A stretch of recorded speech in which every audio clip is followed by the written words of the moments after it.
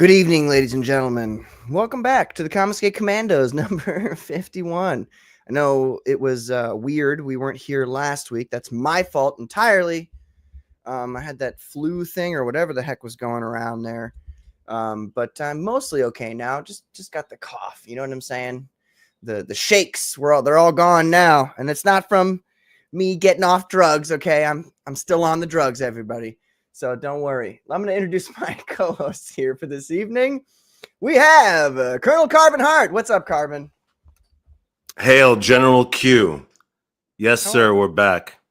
Yes, sir. How are you today, Carbon? I'm great, actually. Good. Nice to have a little break sometimes, actually. You know, you feel refreshed. Oh, yeah. A lot of interesting things going on, and Yes. I'm excited. Yes. And feel free to bring up anything that you feel like we should talk about tonight, Carbon, because I've been kind of out of the loop, so I'm not maybe as hip to it as you are. So, sure thing. And and thank you. Honestly, Carbon, thank you for being here. I appreciate it. Yeah, of course.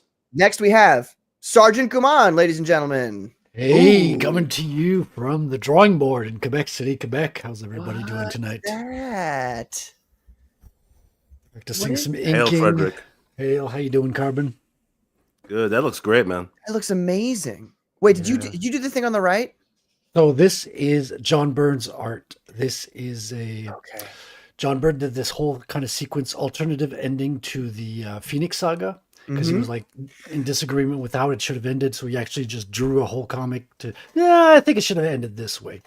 And it's just the pencils. So I figured I wanted to get practice inking. Well, you know, when you warm up inking, usually you have like a white piece of paper and you just do horizontal lines. And I was like, what a waste of time. And I'm going to just get warm up on some John Byrne print, blue line print. And this is page 1. So I've gotten this far. And once I feel warmed up enough, and I can move on to the main event here. Dude, but that's amazing though. Can you go? I want to see that again. I'm sorry. Because John Byrne is one of my favorite artists of all time. Really so interesting. I'm gonna blow this up real quick. I want to look at this. Yeah. What, dude? So got some Great text job. here. So this would be page 1. I think it's a 32-page story or something. Oh, You even have the lettering in here. I don't know if I'm going to hand draw the letter. I mean, it's all there, so. I mean, why not? Why not? It's well done. Right? Very Frederick, good. What are you using for inks? So I'm using our trusted Japanese little felt pens. Like these are like little calligraphy pens, Tombow pens. They're like $3 a pop, and I swear by them. Usually in the past, I would switch from one tool to the other. Like I have these like Pentel brushes that I like as well. I like these modern Japanese brushes. You don't have to dip in ink. Having 2 cats, it's kind of impossible to have like to dip something in ink with cats in the house. Anything over. These like synthetic pens like do amazing work, but I don't even need them anymore with these like little Tombow like calligraphy pens, man. They do like quite a job. Looks like it. Very nice work. Very nice work indeed. And save that next piece for a little bit because I want to introduce our special guest here. Will do. All right, ladies and gentlemen, the man of the hour, Von Klaus. What's up, man? What is up, my friends? It's good to see you guys. Good to see you guys. Thanks for having me on, man. It's I'm ready to join your paramilitary group. I'm just not dressed right yet, but I have sunglasses. I could do this. Like, yeah. Oh, those are awesome. Unknown soldier. Those are amazing. He's going to be our intelligence undercover designer. Yes. He's like, hold on, I got to hack their system. Reporting for duty. Give me a cool hacker name. I'm in. That's all I ask. I don't even need payment. All right, let's go. It's good to see you, General Q. Oh, hey, Carbon Heart. What's up, man? I was gonna say, as long as you're willing to pull a trigger and drop a bomb, you're good to go, man. Oh man, I've dropped bombs. Oh, you have. Ask my mom. Had to clean the bathroom up after me growing up. Hey, Frederick, I love what you're doing. I salute what you're doing. You're inking history right now, and the fact that he did this, and he's also done alternate X-Men pages that he just releases for free on the internet. That's an art project waiting to happen and become a book one day. That's going to be really cool. For And sure, so, man. it's exciting. This is just page 1, so we'll see where it takes me. Hail Skeleton. I love that guy. Yeah, Skeleton Core is awesome, and he's got a book coming out pretty soon. He said I think August. Correct me if I'm mistaken. I asked you this last time, Skeleton Core, but yeah, pretty soon, and we're gonna promote the shit out of it because it'll be great. Nice. Hail Skeleton So- Core. Let's go, man. Look at all these new people, new artists, new books popping up. This is beautiful. It's the Yeah, Ice it's Age. Let's Well, go, you know, man. It's I got to be honest, Vaughn. Like part of that's like because of you, and people like B.A. Turner, who you guys have been here longer than some of us, and you've been doing the thing, and you've been making comics. I remember watching a video of yours, probably 2 years ago, where you were going over a comic that you had made like 10 years previously, or something like that, like one of your first comics. Yeah. And I saw that, and you were like, oh, this isn't all that good, and, I could do much better now. But I'm looking at that, and I'm like, holy shit, like, this is amazing. Oh, really? Like, this guy's doing it. So I can do it put too. my hat in the ring, too, if, That makes me happy to know. If I can inspire other artists to express themselves and do what they love and take the leap like I did, that's an awesome thing. That's a really cool. I mean, it took me years to do the leap because I just did it for the love of it. While I always tried to pursue other jobs and women, Right, jobs and women. naturally. And so that was my life for a while, was denying my truth, as the libtards say, because I was a comic creator, and I'm really glad I took the leap at Comicsgate, and the fans like you guys who keep the fire alive and actually care about an alternative to mainstream shit and actually want to support the new, cool, interesting artists doing really interesting things. Like, that's the one thing that any critic can't take away from us, is that, damn, some really cool books have come out of this. Some amazing art, some amazing people, and some amazing stories, great new characters that people can get into. And it's only going to get more interesting, man. Hell yeah. Amazing. There we book. go. All kinds of stuff. Look at that. This one's my favorite. I love Psycho Killers. I got that one too. Yes. Man, to know that there's all these Psycho Killers fans out there makes me so freaking happy and excited. Because I got a t-shirt too. It's a nice t-shirt, the red one. yes, I love that shirt, man. That thing's a statement. I'm glad you could. Thanks for getting that, Carbon. Dude, I can't wait till the book comes out, because it's like the full first arc is 100, I think, in 32 pages, something like that. So you're gonna get an even more psycho, like that one was only 20 pages or so, right? Like this was a little one shot. Like You're gonna get a full volume of Psycho Killers, and we're gonna color it beautifully. And it's going to be a next level thing. And that you're going to get to know these characters even more. It's going to be a crazy battle across Paris during Fashion Week. And so it's very nice. James Bond. You guys know how it is. It's James Bond meets, psychic assassins. And they have they each are specialized in different psychic abilities. So but it's all deadly. It's not like they're like, I'm a medium, I sensed you coming. It's like he's going up against Phototox, and Phototox is this hot, like hiding in plain sight supermodel, but assassin on the side, Yeah. And being a supermodel, you get access to the evil assholes up top, right? Anyway, so she manipulates light and gets a diamond skin like armor. She's a little White Queen based, but I made her own cool character, which you're going to see her backstory in this and her relationship with Necro, because they all grew up together on a mansion, and now they have to kill each other with their horrifying abilities. So it's going to be awesome. It's awesome. And I mean, this is my favorite of your IPs. I don't know. I can't speak for everybody else, but by the way, if folks can see this at home, look at this. This is what do you call this? A holographic, I guess, cover? Hollow foil? Hollow foil. Okay. You guys see that? That's like, I get that right? Yeah, with like the multicolor reflection. It's a really nice cover in person. We're doing another double page cover or spread like that for the new volume we've got coming. So I think people are going to really dig. I'm glad you guys like it. That's so cool. Yeah. I was nervous. I was like, I don't know, who knows? To me, it's honestly, the coolest thing ever. I think it's the strongest IP out of. I mean, you have a lot of good stuff that gets high praise. Obviously, Terror in the Trenches, probably up there. But as soon as I saw the title, Psycho Killers, I mean, that has a good ring to it. It looks visually great, solid cover. I'm like, yo, this is legitimate. You could see this, and it crosses. It's kind of like on the cusp of being old school manga too. You know, with that look, it has like that Golgo 13, which I'm a bigger fan of the older animes. You know, from the 80s and shit.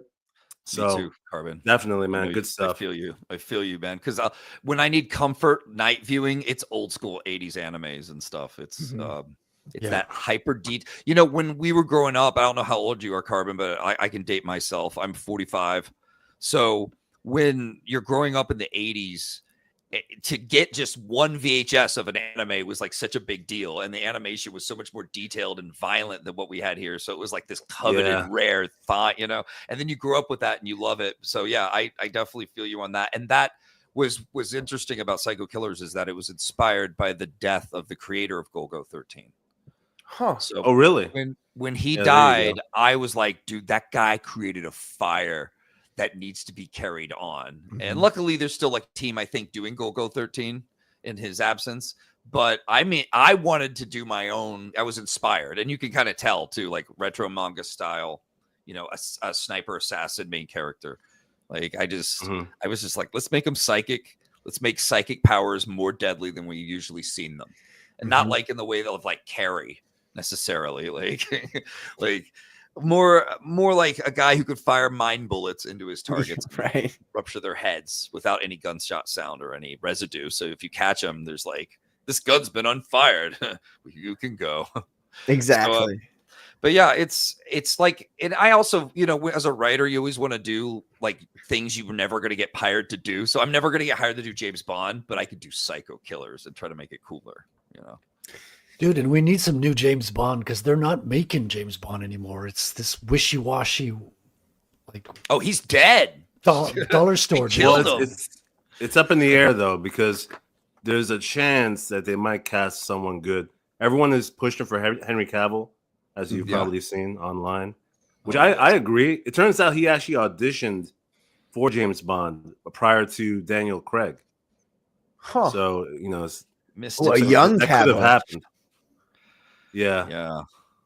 You know, I love Henry Cavill, and I would have agreed years back, like just make him Bond and make a ton of money, and you know, and now I'm like, I could go with a different Bond, maybe someone I don't know that well, who like just becomes the new Bond, but who knows what direction it's going to go because Amazon bought that shit. So what does that mean for the future? I don't know. Well, they did such a good job with Rings of Power. So. Oh God, yeah, Blasphemy! TV show would not be a good idea. James Bond is supposed to be a film, like it works, you know, for the big screen. It needs to be epic. It needs to be an event. It used to be a cultural event to go to a Bond and then hear like who is going to be the Bond girl, who is going to be this big song of it.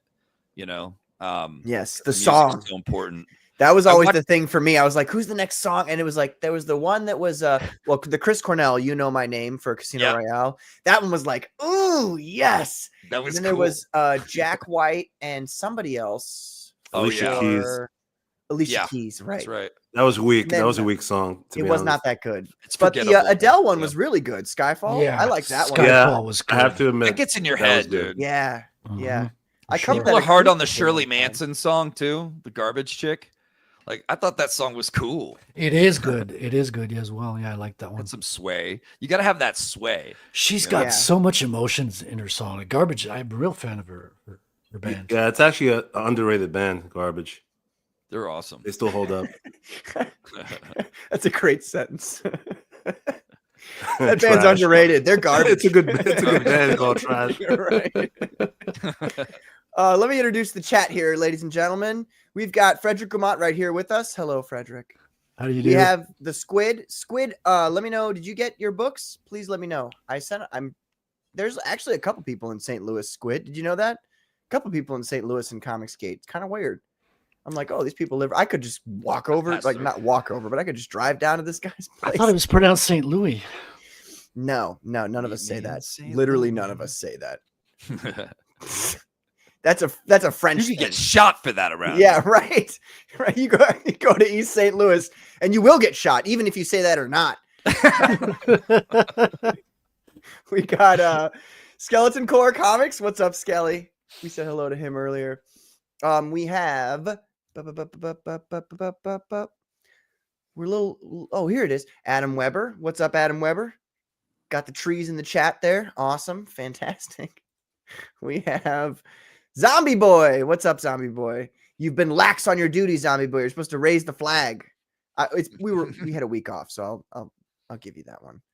We got Wilberforce Wooster. What's up, Wilberforce? Thank you for being here. Oh, we got Katie Did's channel. She says, "Hey, Commandos and Vaughn." What's up, Katie Did? Love you, Katie. What's up? Good to see you, And Katie. for the folks at home, Katie is going to be doing a closeout stream for B.A. Turner, who is another one of the Commandos. Oh, hell yeah. And so for his Vigilantes Creed, because he's trying to earn enough money to make a comic book version of Vigilantes Creed. So if you guys have any extra money and you want to go over there, we'll talk about it a little bit later. We're going to focus on Vaughn for at least the first hour. And if Vaughn's boring, we'll move on to BA, but I'm just kidding. Do not even. Weak Do not. sauce. That's the one word you can't call me. I tried to be That's it. boring and I suck at it. Too Oh, intense. Need to relax. Wilberforce says, "Is that Von Claus, the man with the sexiest book?" Yeah, that's me. I got the sexiest book. That's what that one host said. I forgot her name already. I always forget their names. Whatever. When Dude, that you better piss be a off blurb on the liberals- back. 60th book, that one hoe. Dude, that's exactly the next quote on my next book right there. When you go on Facebook, here's what happens. Okay, I set up a little Rise Again Comics Facebook account. Huge mistake. No matter how much you turn off all the liberal shit in your feed and all the like weird propaganda and all their creepy shitty memes and all their like, yeah, Elon could steal our monies, like all this shit. Like you turn it off, it just keeps coming. So I was like, all right, like it's time to commit terrorism. So I just started like fucking like going like just saying like quick lines and dropping memes and they're like losing their minds. So I've had multiple women now, just women, give me like these fake bad reviews for my comic company, like do not recommend, and it's great. I think I'm gonna frame them all. Which book specifically are they calling the sexiest book? It was just of my company in general. Oh, the overall company. Yeah. Oh, okay. Sexiest books in comics. It's high praise. Yeah, we beat out boobies and we beat out all the smut books that people beat out all the smut without even trying. We're just sexy, stylish, classier, sexy stuff. Yeah, I agree. We got hot women too, right? But yeah, it's just fun. And I try not to troll too much, but it's like if you're gonna clog my feed with that shit, then I'll be trolling you, Sally, or whatever your name is. Yeah, fuck you, Sally. So I'm censored tonight, G-Dash. G-Dash, he's trying to do the sunglasses and the Commandos. He hasn't received his package yet in the mail of all his military gear that he was supposed to be wearing tonight. I guess I got lost in the mail. So But he was trying to stay anonymous. Right. Yeah. And then he says, Vaughn, do you ever do spreads on a back-to-back page so as to simulate video canon? It's the latest, trendiest thing. Right. Yes. By the way, I am a cinematographer, and I apply that to comics by making it impossible to see what's actually like happening in certain pages by putting the double page spread in the wrong place. It's like a pan. When you turn the page, you're turning a pan, and you get the pan to the other side, and then it's panned over once you get to the next page. But it isn't, because it's not on the right; it's actually on the left. So you turn it, and then you have to pan back. Right. What the fuck's going on? He's redefining comics as we know it, No, he's a visionary, man. Like that's just the beginning. Think about it. If you you can go Tarantino with it and have the first half in the beginning and then the second half of the spread as the last page of the book. Whoa! So it's like play with time. Yeah.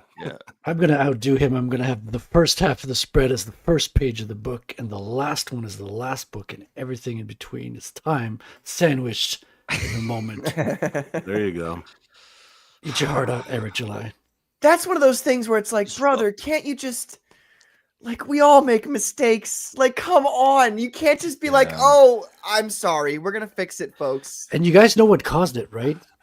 he added an advertisement on page 1, where you have the page 1 of the comic. He put an ad for the ISOM pole dancing statue. Yeah. I paid hundreds of dollars for this. All right, let's go. Hit me hard, Suskas. Boom, an ad. 2. Like that would take me out. 2 the of reading them. experience. You turn over from the ISOM page and there's another ad. Yeah. Well, if there's another one, it should have balanced out the book, shouldn't it? Or is it a double page ad? I Even think if one you of those added- ads was supposed to be there. Yeah. Even if you add the ad, someone's supposed to greenlight it before it goes to print. You get a PDF. You're supposed to look over every page and and make sure it prints out right. See, So- you got to understand something. No one actually reads ISOM. I noticed. It's true. I know. Not even the I don't people think who he make reads it, the script. apparently. I think he just greenlights everything and goes with it. It's a weird company. At the end of the day, you're for artistry and story and characters you can come back to and enjoy, or you're for like soulless commerce, characters that exist to be product. And I don't know why people act like they're confused that I would make a little fun of Eric July or be critical of him. I think all of us, and a lot more people than ever now, are just kind of sick of the weird lies, kind of pointless lies, and the weird videos where he's kind of taking shots at people, but he's kind of not. But he's kind of, and you're like, what are you even doing? Always talking about business instead of comics. He keeps saying, I'm going to stop making videos, and then he keeps making videos. Like, Yeah, last night on Ethan's channel, some of those clips were hilarious where he did exactly that. He's like, I don't have the time to be making videos. He put out 5 videos that day. So everything that comes out of his mouth is a fucking contradiction now. Yeah, and I agree. I think everyone's had it. You don't understand, Carbon. He's a master tactician. It's misdirection. You can't see him coming. What will he do next? Televangelists are more subtle than this guy. All right. Like he's just, give me your like. Here's the thing that everyone needs to understand: he's approaching comic book storytelling business as a YouTuber. So what does a YouTuber do? They make content. It's not always the best content, but their brain shits it out and they talk and just talk like idiots and make a quick video and go about their day. Right? They made content. I think that's what his comics are. They're content. They're not pieces of art to be enjoyed, because he talks about sustainability in business, and I'm like, you know what sustainability is? It's stories people come back to. It's characters that break out. He looked up a list of critical business terminology and just basically spat it all out onto a video. He's like, "Oh, my company is scalable and we focus on profitability." Bro, get the fuck out of here. We don't care. But what is this, a business meeting? He's trying to make the argument to his fans that you should continue to support me because we're about profit, we're about making the money. Except the whole reason that anybody cared about him making money off of comic books to begin with was because he was talking about a parallel economy, and then he does literally nothing at all to support anybody else in the parallel economy, which was essentially Comicsgate. That's how he got such a big start to begin with, was because of Comicsgate. So it's like everything that he's said since day one has been a lie. It's it's interesting. He watched us for 7 years do what we do. That's a long time. And I don't, correct me if I'm wrong, anyone, but I don't think he really had any of us on his show to say, hey, everybody, this is what the alternative looks like. Look at these cool books. Oh, I found this cool book. To me, that's what a comic fan does, but also someone who's very serious-minded about let's give an alternative to the culture war while helping out. He always pretends like he's helping out young creators, but he's really just hoping you'll pay him to do Rippersend. You know what I mean? Yeah. So, and he doesn't ever say anything that's that helpful, actually. It's crazy. But he never had anyone on just for like an interview, or even just retweeted like a comics book or comic book campaign from Comicsgate. Maybe he did Ethan's. I don't know. I've never saw it, and I didn't get mad at him for it or anything. I just was like, okay, he keeps it tight. He gets to run his business his way or whatever.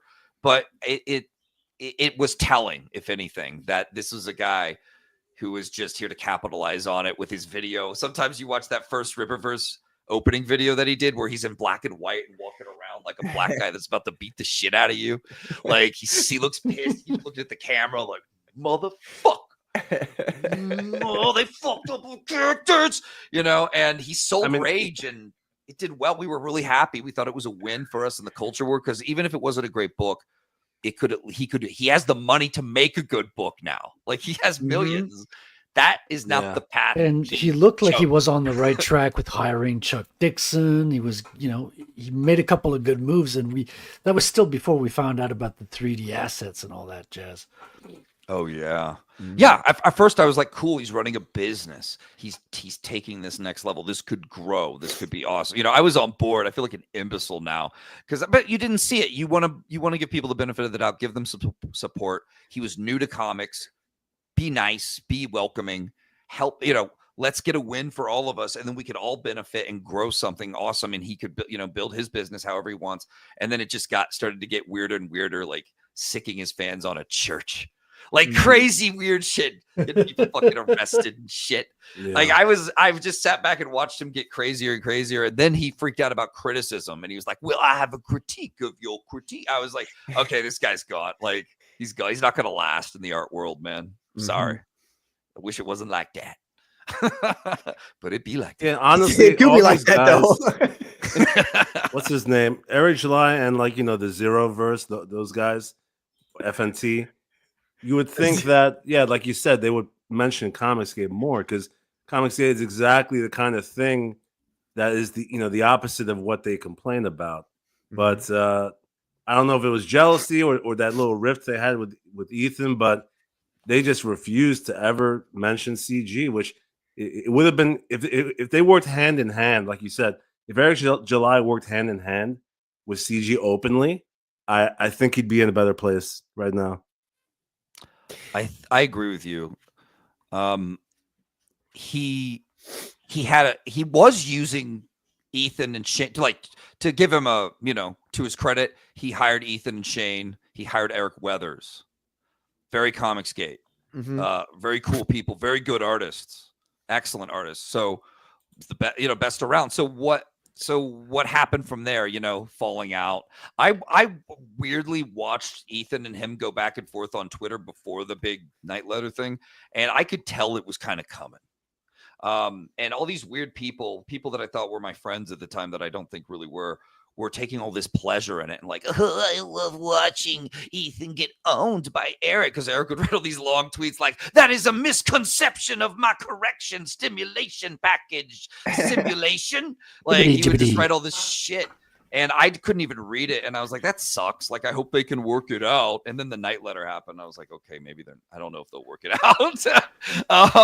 But it was something else. He keeps talking about how he disrupted the mainstream. Like, no, the mainstream doesn't care that a YouTuber sold his audience a book, and it's dwindled since. They're not shaking in their boots or looking over their shoulder because of that shit. I think he disrupted our side of the culture war, if you want to call it that. I almost shudder to use the term these days. But anyway, I almost just feel like to say we won and things are changing, the pendulum swinging the other way. Let's have a damn good time now. You know what I mean? But I think he shook that up and turned that into a battleground. Criticism not allowed. All this bullshit, sicking his fans on people. It sucks, but it's like, I don't know. We're Comicsgate. Like, we already dealt with a lot of this shit in the past. We already got called every racist. We were racist. We were Nazis. We were everything. Every phobe. I'm a phobic person apparently, and I had no idea. And it's like taking this on is like taking on the same type of shit, just in a different form, because the SJW said, well, we're kind of better than you, and we were not going to really take your criticism. And Rippaverse and the YouTubers said, we're kind of better than you, and we're not going to take your criticism. So it's like, okay, like, watch what happens. Yeah. It sucks, because a lot of that criticism, if he had taken it to heart early on, I mean, maybe he could have better artists and he could be making at least something a little more solid. But I mean, it's his choice, man. He went down that different path of commerce and like, you buy it because you love me. Like, but people outside of your audience don't know you. They don't love you. When they see you in the ads, it's like, who is this guy? He looks like he got kicked out of a Rage Against the Machine concert. Like, he's going to sell me a comic. Like, what's going on? So I don't know. it's a weird thing to watch. I make comics for a living, so to me, it's like so fascinating to watch this, but it's also could be really frustrating. Like I can't stand to listen to him for more than 60 seconds. Eric July, he just starts. My brain wants to go do something real, like focus on something else. Real quick, let me say hello to some people in the chat here. We got Aaron from Immortal Rising. What's up, Aaron? He's also a Comicsgate Commando. What's up, Aaron? How you doing? We have Dr. Clucklove. He says, hail chat and Patty. Hail. What's up, brother? How you doing? And we got Wrangler who says a whole lot of hola. What's up, Wrangler? How you doing today? Tonight, I mean, my bad. Cool people. Oh, yeah. Very cool people. The Night Letter was an obvious red line. Like Ethan said, artists can go into business and be okay, but businessmen are almost never successful going into art because businessmen don't understand what it is to be an artist. I think understanding like intellectually is one thing. I think that there is a like not maybe it is a gene. I can't say for sure, but there's something about artists that business people like you get to a point in a certain age where you'll never like you can't do art, and you know you can try all you want, but there's just that artist. I call it the artist gene because I do think it's somewhat genetic. That like you can do art or you can't, and if you can't do it. Like, don't try. That sounds so harsh. I'm sorry. The art's the easy part. It's the shipping that's hard. Oh, my God. Yeah, it's balancing my fucking statements. That's the real challenge. Yeah. Let me tell you guys, I got to 5K with my campaign off, with a lot of help from Shane, Mandy, and Ethan, and obviously everybody who backed it. But it's still like I was way in the hole for shipping, so it is not. It's difficult. It's pricey these days too. Yeah, it sucks, brother. There's this guy in Singapore, and it was $41. I was like, who the fuck lives in Singapore? They're out there. They're out there. They're there. Comicsgaters, obviously. Yes. Try Australia. That shit'll fucking make you. You'll be like, oh my God. $41. I charged people $20 for international shipping, and my comic book was $10, and shipping to Australia was $41. That's right. It's like I should just fucking send money to my Australian backers from now on. Just fucking here's some money.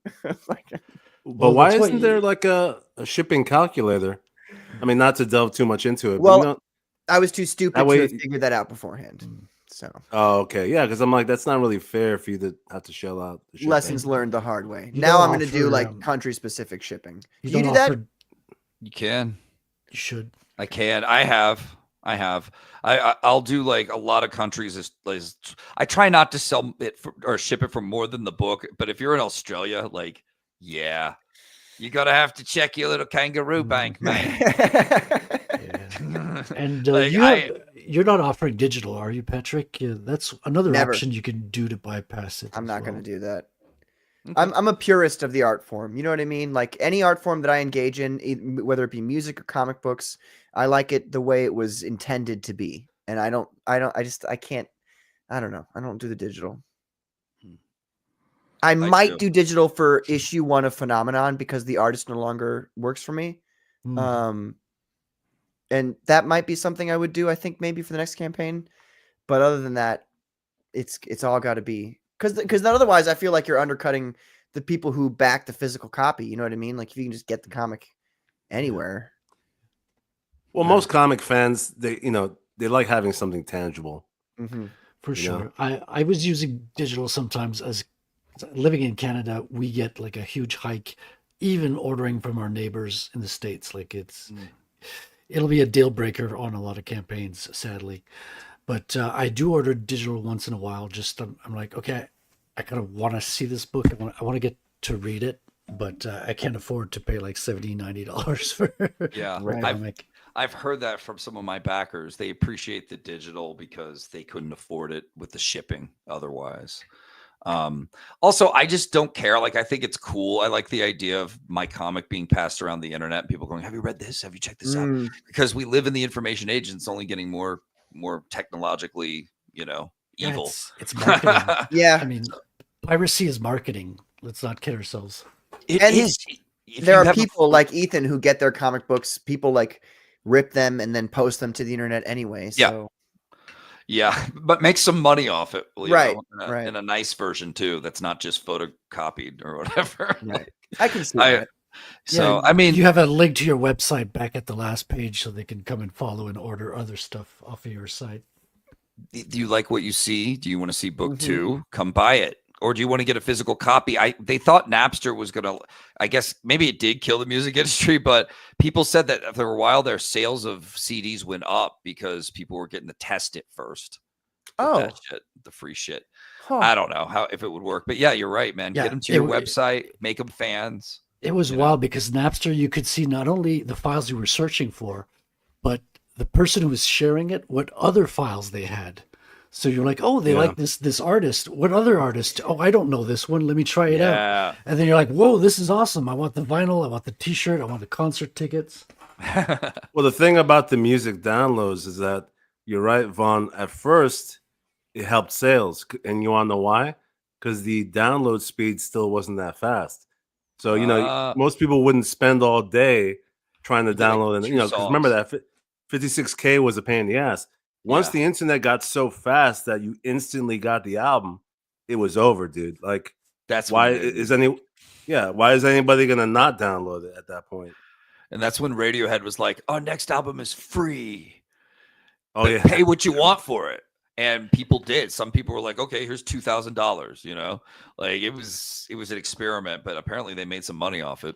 Yeah, Aphex Twin dropped his on the dark web. He's like, you got to go deep to find my album. You got to find my album amongst the filth. Well, also people discovered that it turns out that most of musicians' revenue comes from touring anyway. Even with CD sales in the past, it was live concerts where they made their money. So in those days, I think well, the internet, I have another theory as to why it destroyed the music industry is because of the it's just an unlimited amount of music at your fingertips to the point where it's like it's an overload, so that like there's less appreciation for like any individual act now, because we're all guilty of it. Open up Spotify or whatever streaming service, and it's like, all right, I feel like listening to a playlist like this infinitely of like every artist in the world. And then you're good. Like I don't have to pay these musicians anything. So it's crazy. I think that's what killed it. Yeah. Well, hopefully my digital won't kill me and get me a few new fans. But we'll see. Time will tell. Yeah. I heard people who do digital comics get leukemia pretty quickly. Yeah, but you can cure that by fasting.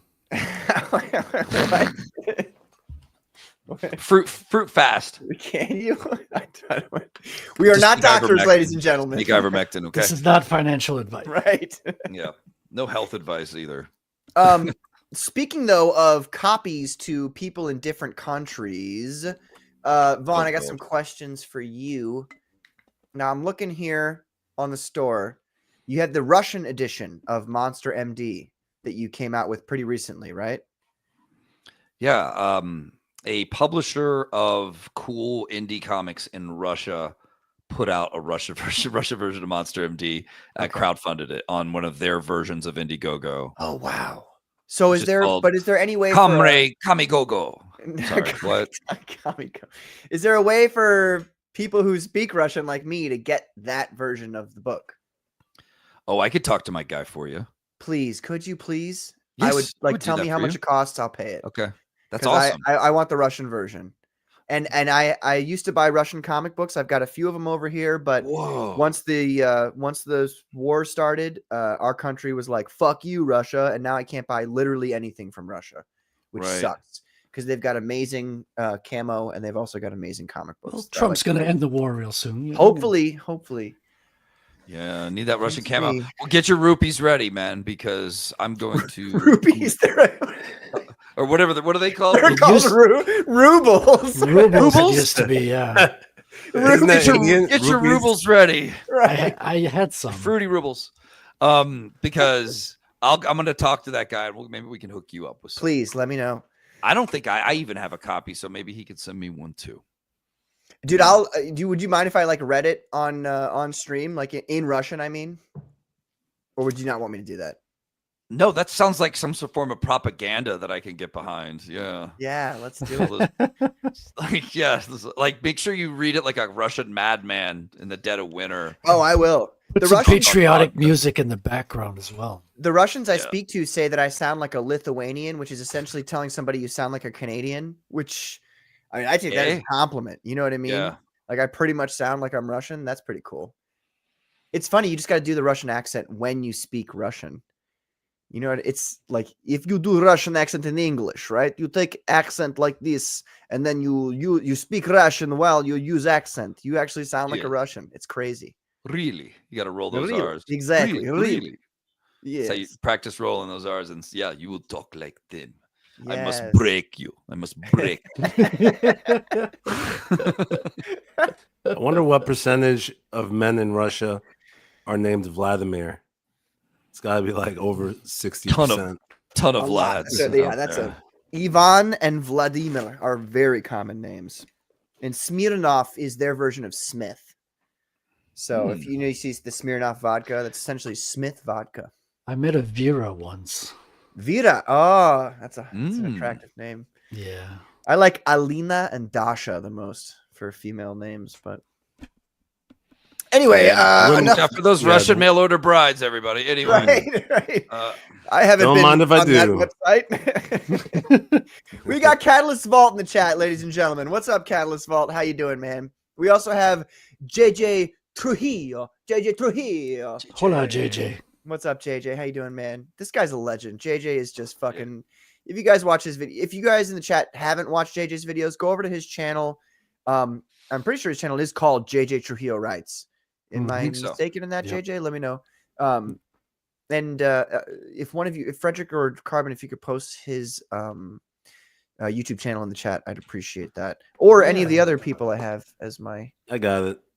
You got it? Thank you. Thank you very much.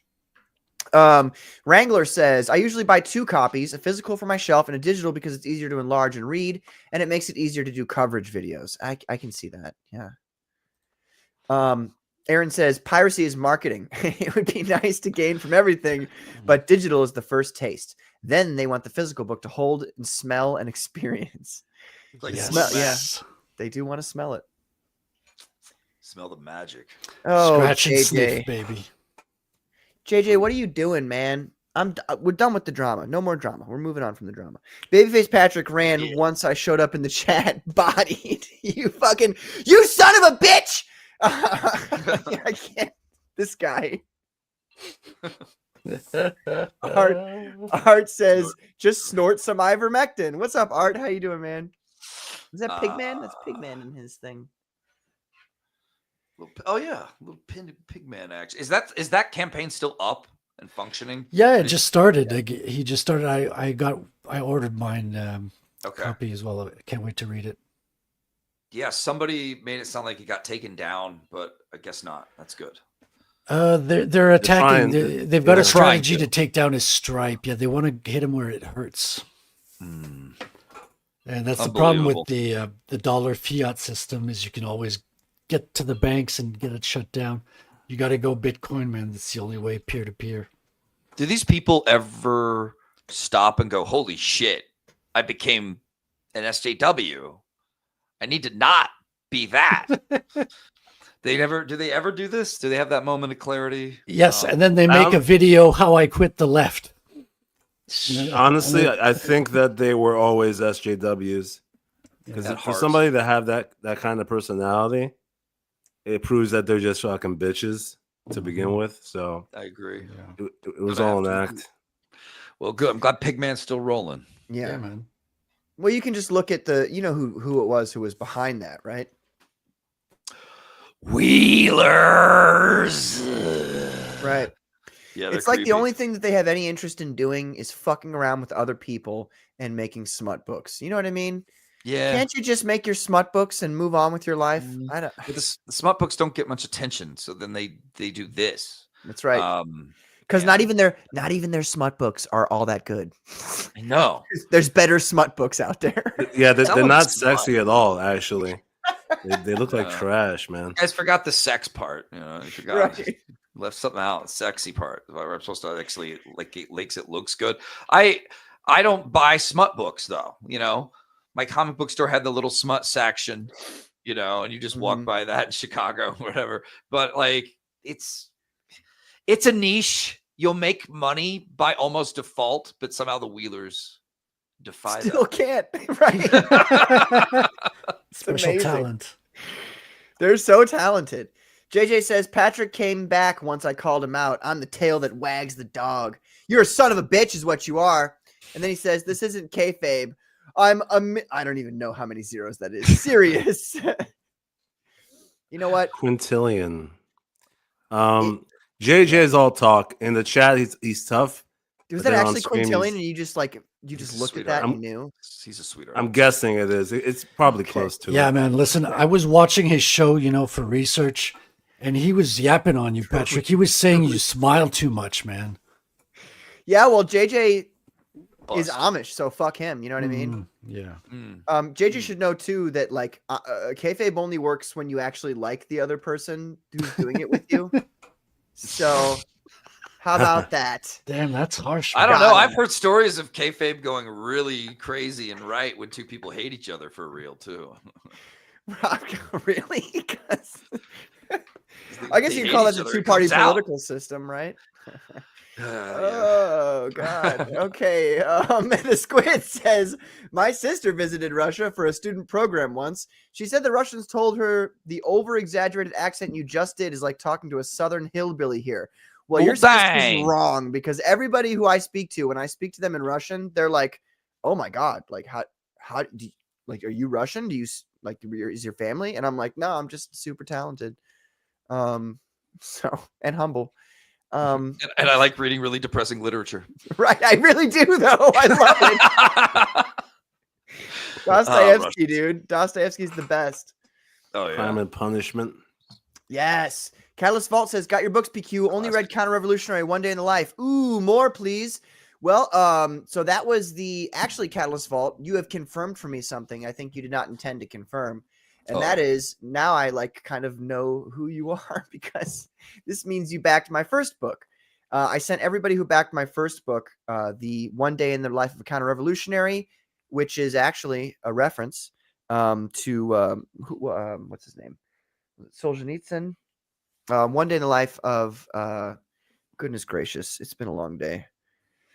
Russian? Is this some Russian? It's a famous Russian book, and the guy won a Nobel Prize for it. One Day in the Life of Ivanovich? Yes. I can't believe I've read it. I'm not a poser. I read the book. It's just late. I worked an 11-hour shift, and now I'm here. So don't blame me. But thanks for being here. Yeah, well, no, thank you for being here.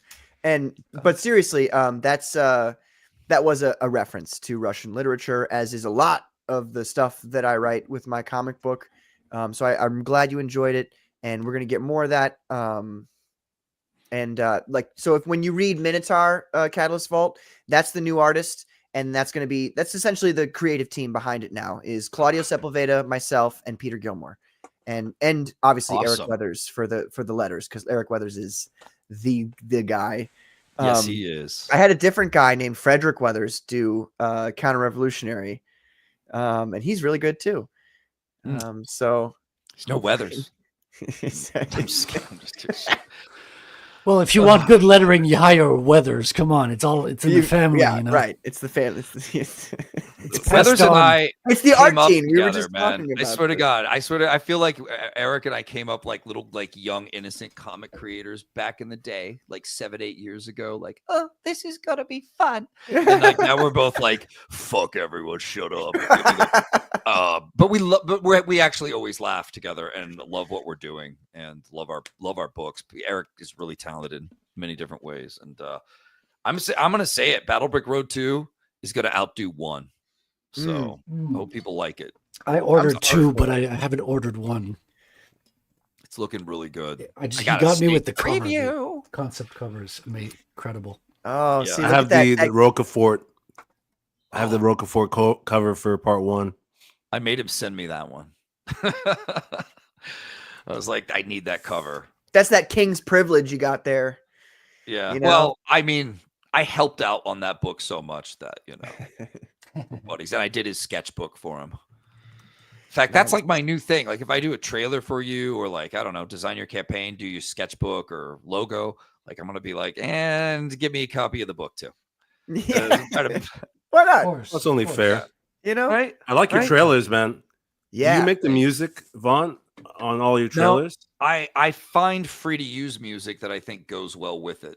And so, okay. And I've started to experiment, but I don't know if I'm going to cross over into it yet with like have a little AI tune because the editing software is getting more and more powerful and new features are popping up. And now they're like, well, what kind of song do you want? And you can tell it, but I like the hunt of finding a cool, free to use, song that's in the vein of what I'm looking for and then kind of editing to that to make it hit. So I think I'm going to do one for 7 Almonds Before Sundown, the vampire Western that's coming. Nice. So I'm going to do Tom Tuttle. Tuttle, baby. Yes, sir. Awesome. Very cool. I'm sorry. I have to real quick. Catalyst Vault.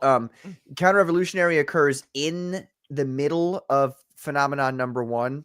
It was actually a few pages that were removed due to time constraints. So just so you know, that's when that occurs. But anyway, JJ says, yeah, thanks.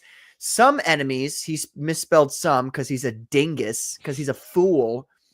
Enemies, some enemies still have honor. You're still on you're still on the list. Oh, good. My shit list. You don't want me as an enemy, brother. JJ Fave. That's awesome. Katie did says, I love the Wheelers. I wish they would come onto my show. Damn, I'm just kidding, Katie. Both of them at the same time. Katie, Katie, I didn't know you felt this way about the Wheelers. I've never seen you engage with them on social media. Do they have a kid? They should have a kid. Crazy the third wheel. The third wheeler. Have a kid. Stop making weird sex comics. Have a kid. Leave everyone alone. Have fun. Enjoy life. I don't get it. There are these people who have hated us forever, and I think the Wheelers are kind of one of them. Mm-hmm. But they're so funny. They're like characters in a Mike Judge movie to me. Like they're all goofy and funny and don't realize they're funny. And I don't know. I kind of like our little cast of rogues. They're pretty funny once you add them all up and think about it. But yeah, I've seen a lot of shit going down, man. I was there before it was even called Comicsgate, and I kind of watched it happen. And back then I hadn't even I was still in Comicsgate and everything, but I wasn't putting out books. I was like, that's my secret life. Like closet comic creator. What the hell? But then I realized when I saw Monica's art that I could make a hit with her and Monster MD because hails to the Monster MD was my big kind of idea I was excited about. I had almost quit comics because I had done Monster MD with a different artist. We were just releasing it online for free back then. That was kind of the format. You release it online for free for years and years and years of your life, build an audience, and then sell them a crowdfunded book. And then Comicsgate came around and became more of a, change the game, if you will, if you want to say that, Ripper style. But no, for real, it was really interesting time. And so Monster MD was kind of one of the hits. And I still have people telling me it's their favorite book. Some people tell me it's Trenches. Now I'm hearing a lot of people say Psycho Killers is their thing. So that's been awesome getting to do all this work for you guys. And it's only still beginning in a lot of ways. It takes forever, but it's kind of worth it when you win over new people and are telling some of the coolest stories you can, instead of just hiding it. My life was me making comics for therapy in the background out of love and then being told by girlfriends, what the hell are you doing? That's stupid. That's stupid. It's a waste of your money. What are you doing? Look at me now, bitch. Yeah. I'm on Comicsgate Commandos now, ho. What was your name? I don't know. What is that? What does that mean? What does that bowler guy say? What is it like? Who do you think you're dealing with? I am. Yeah. I am. Who do you think you are? I am. Yeah, that's great. I'm so going to yell that at my next ex. I guess we break up. I need to remember that. I gotta use that sometime. Who do you think you are? I am. No, but it was. I don't know. Fuck them if they can't be supportive and fun. It's hell yeah. people like You to know, do art. That's And if they therapy. were supportive and fun, there'd actually still be an audience probably within Comicsgate who would buy their smut books. But here we are. Yeah. Well, you know, I had someone come to me once and they were like, "And what are the artists?" And it's in CG. I don't think he is anymore. And he was like, "I want to do work with you. Why? Because you don't make smut, but people actually like it." He's like, "You can make good stuff without titties, and I don't know how you do it." Yeah. Like, it's writing, dude. It's writing. Well, It's you do magic. make fantastic stuff, and there's not like there's no attractive females in your books. Like the what's her name, They're the all hot. sniper from Terror. Black Terror. Yeah. You know, the eyes. I'm like, lock, oh, those lock shot. lock gotta- shot. Yeah, I gotta add that you can have a great story and titties. Like they don't have to be. you can have both. You can. You It's really crazy. can. I'm a firm believer in like almost every single character you see is just hot. That's just the classic superhero lover in me. This Mhm. is a fantasy world of idealized beauty, but I make it really brutal and evil and badass too. So it's a fun mix. I just don't like when I watch TV over these last years, like where'd all the hot people go? Like everyone got really weird looking. 100%, dude. Like that's been a big problem. If you take a look at the recent shows on HBO, right? Like House of the Dragons. Remember that? You know, the sequel yeah. to or It the should be prequel to sexy. Game of Thrones. All the women are bland as fuck. I'm like, what happened here? Yeah. You know, they don't look good. And I'm like, this is a problem. Actors are is. supposed to look good. Otherwise, I'm not going to watch it. You know, It's that's true. it. Like, call me shallow if you want, but I don't want to look at your weird ass face on the bus or on my HBO. You know what I'm saying? Yeah. Like, I already don't want to see you in public like that. Like, but now I'm supposed to watch you put on the white wig. Like, oh, what will the dragon do? You know, like, fuck off. Can I ask you guys a question though in regards to that? Because I'm of two minds of this. On the one hand, yeah, you don't want to look at like it's a movie. You want to look at, you know, top level attractiveness people. But part of me feels like that the propaganda aspect of film, particularly from Hollywood, is at its top level, at its most propaganda level, that it will affect the most people when it's all super attractive people in the movie. So my question is, like, is it a greater good to have attractive people to look at in the film, or is it a greater good to like reduce the amount of propaganda that the film can be? You know what I'm saying? Does that make any sense at all? I'm sorry. No, not at all. Well, Okay. what is it propagandizing? All kinds of things, brother. Well, You can okay. watch. I mean, you can take your pick of what thing you want to talk about that Hollywood propagandizes, but they do propagandize a million different things. because beauty's a tool to push the propaganda. I think it's That's what important my to point have, is. like, Right. yeah, because you're always doing some form of propaganda, even if it's just pure artistic expression. That's the idea you're pushing, right? But you got to have beauty. But the men don't necessarily need to be beautiful, though. Like if you look at French cinema, all the actors are kind of ugly. Like they have like eccentric features, noses, ears, what have you. But the women are all beautiful, of course, which is different from American cinema, which all the gentlemen are handsome as well as the ladies. Mm-hmm. Yeah, but they have to be appealing because at the end of the day, you want as many viewers as possible. I know what you're saying, Patrick, that like if a movie does have propaganda, they're going to use all their tools, but not necessarily every movie has a bad message. So you might as well do whatever you can to get as many viewers. Same thing with the comics, because like Yes. you want it to look as good as it can look so that more people are going to buy it. We are hardwired to love and appreciate beauty, symmetry, elegance, all kinds of, and it doesn't mean that you can't still cast your movie with actors and actresses that aren't idealized beauty, because you need them to be that character to tell your story properly.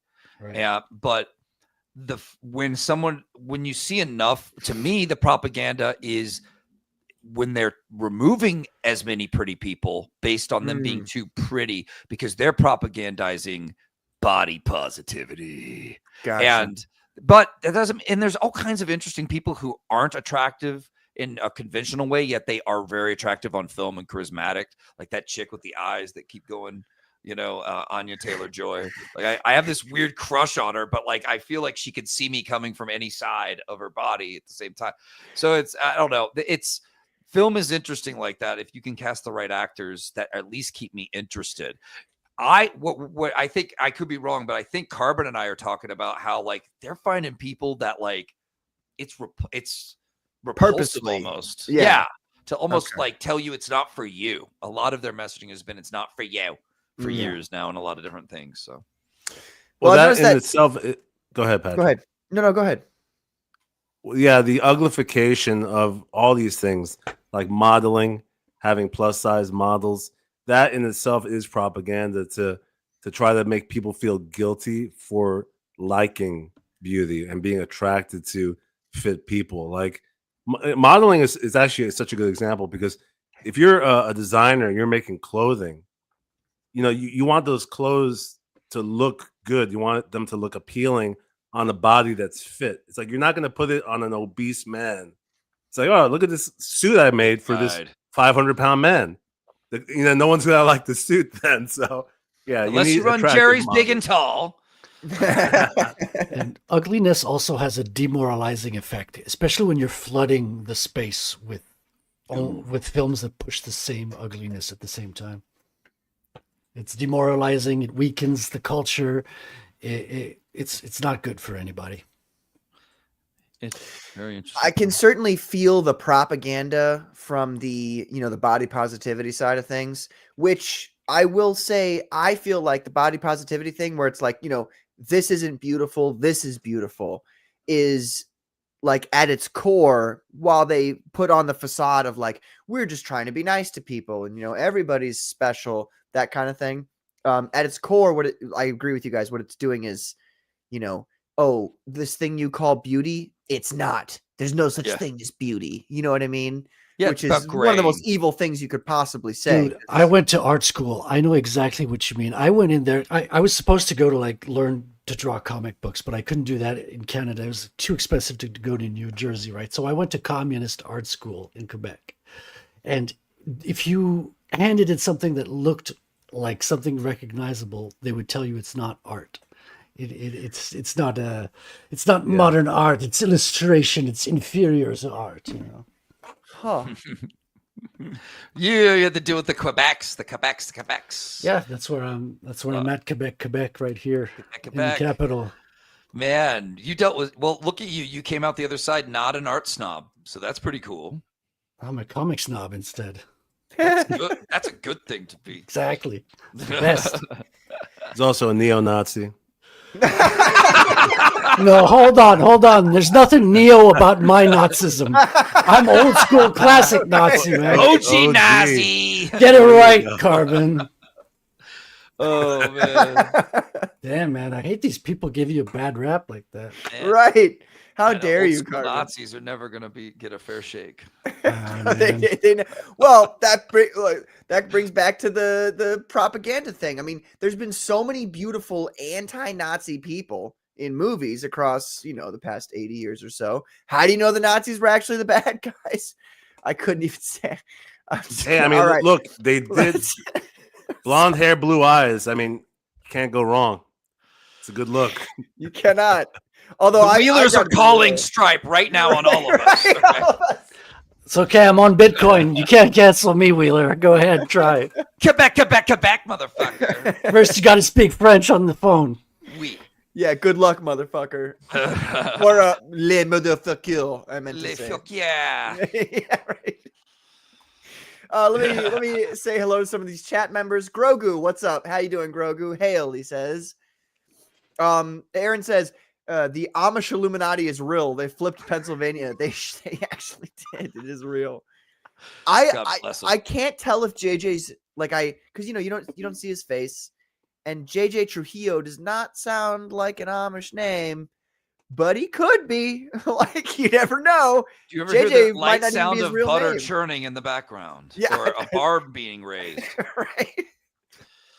Or a beard rubbing against the microphone. I don't know. I hear the sounds of babes running about in the background. So, like wee baby babes? Or like wee babes. Yeah. Oh, okay. No, like wee babes. Not like wee babes. Yeah. But Bill and Ted babes. I mean, I can respect the Amish. Seriously, like, they have their women walking around barefoot. It's kind of nice. Dude, I kind of want to become Amish. I mean, you heard about they're like the healthiest like subset of the population because they don't cancel word. They don't eat or shit. They don't use any injections and stuff like that, and exactly synthetic medications. What's it's cancel crazy. word? Were you gonna say Jew? No, vaccination. Oh, okay. Yeah. That's the other one. Yeah. Sorry. Oh my god! No, Have you hear time that to get story though? vaxxed. That story where they were like, "Hey, why do you think these interviewers came and talked to them? They're like, hey, why do you think the Amish community is like not so affected by COVID?" And their response was something like, "Well, because we don't have TVs." Amazing. Brilliant. Wow. Skeleton Core says Eric Weathers rules. Just got a sick freaking logo from him for my comic company. Making nice. moves. Skelly's making moves, ladies and gentlemen. Yeah, man. Art says there's a recent anime where a Russian transfer student named Alia speaks in Russian all cutesy when she's shy or embarrassed. That's how I picture Patrick right now. She sounds attractive to me, and also no. The cutesy, like, the cute, that's all, like, in my brain when people like talk cutesy, they're speaking Japanese. You know what I mean? Not Russian. Russian's not a cutesy language. Что ты? Я не сказал этого. Survive Infinity. What's up, brother? He says, Hail Comicsgate. Yes, sir. Cheers. We got Jamie, Sleeping Psychopathy. She says, hiya, boys. What's up? Jamie. Jamie. Nice to see you. JJ says, don't waste money on comics. Waste it on me, some hoe. 100%. Yeah, so true. Exactly. Your comics collection will never leave you, man. Right. Listen, bitch. It'll always satisfy you, too. Start an OnlyFans if you want some extra cash. Shit, I broke up with a chick for that. OnlyFans or comics? We were on our date and her phone buzzed and she went, "Oh, I am now making money for doing nothing," and then put down her phone. She was French, and I was like, "What's that about?" And she's like, "I started an OnlyFans." So I was like, "All right, well, yeah, see ya." Then I guess you're an only single bitch, right? Right. Au revoir. I guess you're going home with only you. Farewell. You could do a one-night stand with them. I would do a hit. Carbon, you dog. Yeah, like maybe like before you do it, like do a final hit, maybe. Like, well, obviously that goes without saying, right? Getting that warm baguette and get out. I'm surrounded by dogs. Surrender like a Frenchman from that. No, from that lady. No, it'd be fun. Skeleton Core, I'm sure it would be fun. Skeleton Core says CG is the most fun place on the internet. Best people, best shows, best books. It really is. CG's fucking rebel and punk. You know what I mean? Well, in an era where the rebels are like making the real difference and change and things are changing for the better, like it took rebellion to do this. Yes. Right now, some people are calling what Trump's doing with Doge a quiet revolution because it's fundamentally changing things so much in a good way behind the scenes. So we'll see. But like, I think that's a pretty cool way to put it. We were a quiet revolution in comics, and you could hate us, you could shit on us, you could freak out, whatever, criticize us all you want, but damn, some cool books are coming out and we're still going. So I'm excited about the future. I love all the different cool people in Comicsgate, all the different artists that I've met, gotten to talk to. These are people, some of them are people I grew up reading, dude. I mean, that was a big deal. And then I get hired by R.T. Bear. Like I used to read books inked by him as a kid all the time. Like, what? And then getting to work with all these different cool people, and it's just been amazing. And then the fans made it real. Like it wasn't just some artists getting together to make our dream comics. Like the fans came out for it, and I love them. I love what we've done. I love what we've achieved. At least the art will speak for itself. Yeah, it really is it's an amazing thing, Comicsgate, and like you said, like I was just reading. I have the Marvel Unlimited app because I like to. Like when I'm at work and it gets slow down, I get to like to read the old comic books. You gotta study too. You know what I mean? You're looking at, like, if you're the person who makes the layouts, for instance, you got to look at layouts. You got to be like, okay, well, how did he do this? Or what's, what makes sense here? And then I'll like look back, I'll be like, oh God, that was awesome. And then I'll look back and I'll see who did this. And it, like you said, I was just reading Ultimate X-Men actually, and looked back and I was like, oh, art's on this. That's crazy. Like it's a There cool he is. feeling, you know? Yeah. It's really crazy. Skeleton says everybody should be sexy in comics. It's a visual medium. Let me finish real quick. Body positivity took the F1 girls away from us. Yes. All right. Go ahead. Sorry. No, you're good, man. I was just trying to get this thought out. I just realized, what do they say? If you want to learn something new, read an old book. And the same goes with old comics. Every time I read one, I'm like, oh, wow, they did that. And they did it simply, and it works, and it's strong, and I could use it. I can be a better creator now. You're right. I totally agree with you. And I think my old comics are like, there's a love I have of them when I even just look at them on my shelf. They're special, man. They get you through hard times. Yeah.